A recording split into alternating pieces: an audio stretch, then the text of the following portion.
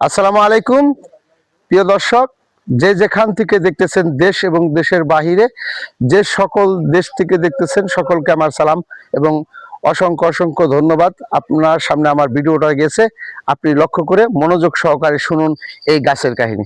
দেখুন এই গাছটা চিনেন কিনা। এই গাছটা হচ্ছে অরল গাছ। এই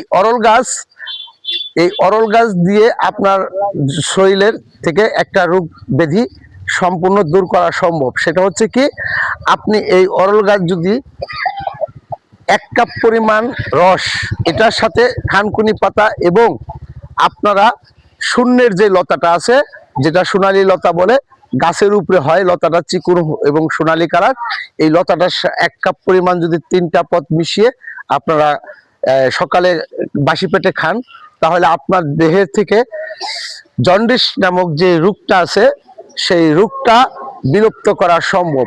আর এই রোগটা করতে পারলে আপনারা বিদেশ যেতে পারবেন। আপনারা জানেন যে জন্ডিসের কারণে রক্ত নষ্ট হয়ে যায় এবং রক্ত দূষিত হয়ে যায়।